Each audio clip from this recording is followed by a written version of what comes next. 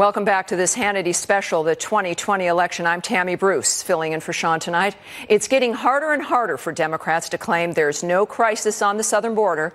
Earlier this month, a 5-time deported illegal immigrant allegedly murdered a 4-month-old baby boy in Tennessee after finding out he wasn't the baby's father. That is just the latest example of a shocking crime committed by an illegal immigrant. Yet earlier this week, presidential candidate Robert Francis O'Rourke said even Obama was too harsh with deportations. Watch this. Under an O'Rourke administration, will ICE exist? Yes or no? Yes, it will, but it will not employ those practices that we've seen, not just under this administration, but under the previous administration. Okay.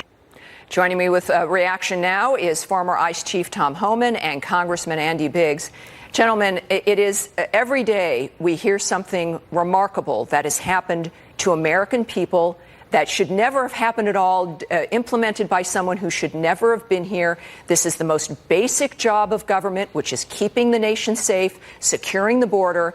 And yet, because Democrats feel that there's some advantage to having the border open, there's this fight. Mr. Homan, you've been on the front lines here. We understand that this problem exists. We do seem to be hearing from the media a little bit and some Democrats. Maybe now they're perceiving it as being a problem for them in the upcoming election, that they're, like Tom Friedman at the New York Times, that building a wall is important. Do you sense any shift here in momentum of being able to get this border secure? Look, I see a little shift in what's being said, but, look, they can't ignore the crisis, right? I've been doing this for 34 years, and I can tell you, in my 34 years, this is the worst I've ever seen it. I mean, you're looking at over 1 million illegal entries this year, and the difference is, a couple of decades ago, we had over 1 million apprehensions, but 95% are Mexican nationals that were returned to Mexico within an hour and then re-entered again. So that million wasn't even 1 million. It's probably closer to like 600,000.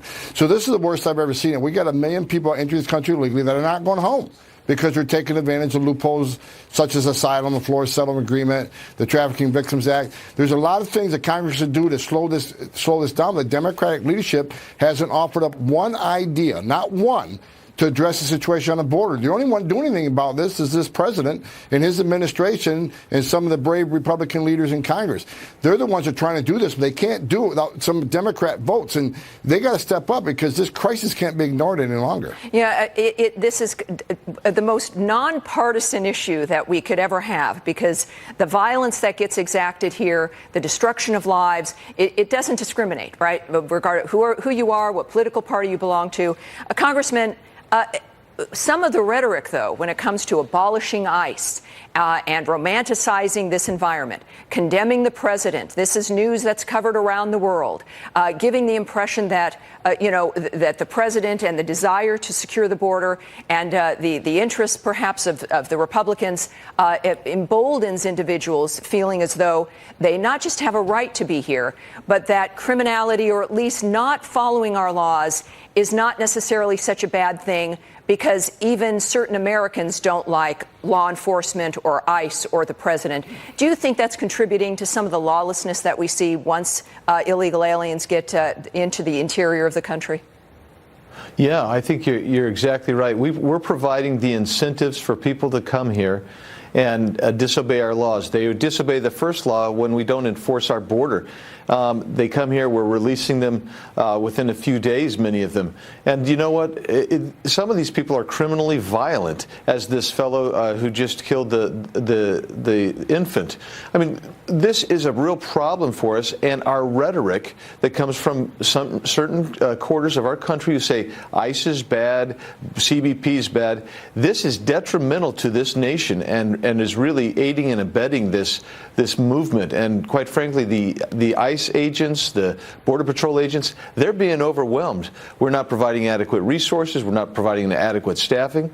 And we really have to step up, but we're not getting the support we need across the aisle. What's interesting is, Tom, when we demonize ICE, which handles crime in the interior, the woman whose baby was murdered, this woman dealing with this maniac who allegedly kills a 4-month-old baby. Well, maybe she was too afraid to call ICE because of the rhetoric that she has heard. It's a family like hers that is supported by and defended by law enforcement. And the rhetoric is that, ICE is everyone's enemy. Whereas, in fact, it's the immigrant community that is supported first and is the first victim of criminal illegal aliens. Is this message, I know the president's been sending that message, is that message at all resonating outside and within the country with the individuals within the community at all? Yeah. Well, I think this president's helping that message a lot. Look, ICE in the last 2 years arrested and removed 266,000 illegal aliens that were convicted of crimes. And despite all the rhetoric, I got to agree with the congressman. When the Democrats push abolish ICE, let's push sanctuary cities so, illegal aliens think they can get to a place they're going to be protected from ICE. When you talk about open borders, when you talk about free college tuition, free driver's license, it entices people to make this dangerous journey, which not only puts law enforcement at risk and the American community at risk, it causes lives. The Democrats were up in arms and 2 children died crossing the border a few months ago. That's right. Well, they need to look in the mirror because their policies entice these families to come. More children are going to die. 31% of women are already being sexually assaulted on this trip. And this is going to continue to happen. So Democrats realize we're not just a country of laws. Tom? We're going to save lives by fixing the system. Yeah, we know that the compassionate thing is to have order and to save people's lives and to end the chaos. And certainly also to make sure that when it comes to criminality, that it is the immigrant communities that we're able to support. If you abolish ICE, you're throwing all of them out, which, of course, would be horrific. Gentlemen, thanks for joining me.